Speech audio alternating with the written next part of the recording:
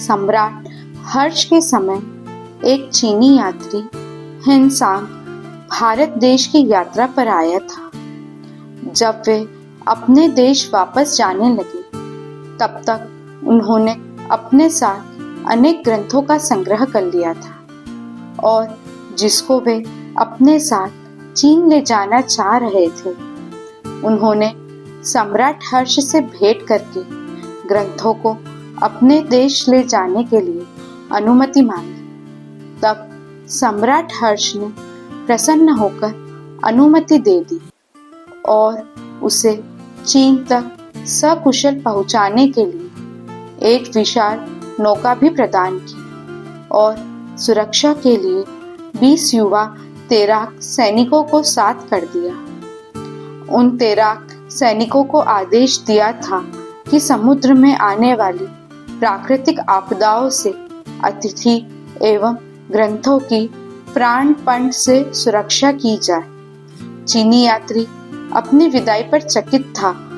नौका चली, उसमें कुल 30 व्यक्ति सवार थे तथा ग्रंथों का भंडार था।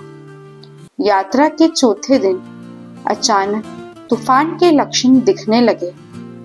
हवा के प्रचंड थपेड़ों से नाव डगमगाने लगी। विषम परिस्थितियां देखकर नाव के प्रधान ने कहा, नाव की रक्षा के लिए उसका भार हल्का किया जाए। सर्वप्रथम ग्रंथों को व बाद में व्यक्तियों की रक्षा के लिए सभी तैयार हो जाए। अगले ही क्षण युवा सैनिकों ने ग्रंथों को अपने अपने मस्तिष्क पर बांधे और समुद्र में छलांग लगा दी। युवा तैराक सैनिक तब तक समुद्र में तैरते रहे जब तक कि वह समुद्री तूफान शांत नहीं हो गया।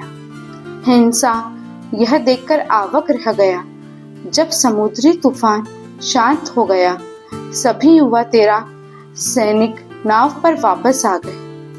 तब हिनसांग ने उस तैराकों के प्रधान से पूछा कि आपने निर्जीव पोथियों की रक्षा के लिए अपने सजीव युवाओं के प्राण संकट में क्यों डाले? नौका प्रधान ने उत्तर दिया, महोदय, हम भारतीयों के लिए ग्रंथ निर्जीव पोथी पन्ने नहीं हैं, अपितु हमारे प्राण हैं। इनसे हमारी संस्कृति जीवित है और इनकी रक्षा के लिए हमारे प्राण भी चले जाए तो कम है। मनुष्य की मृत्यु निश्चित है, पर धर्म ग्रंथ तो अमर है। ग्रंथों के माध्यम से ही किसी भी देश की, धर्म की, संस्कृति की सुरक्षा रहती है। अतः प्राणों से पहले इनकी रक्षा करनी चाहिए।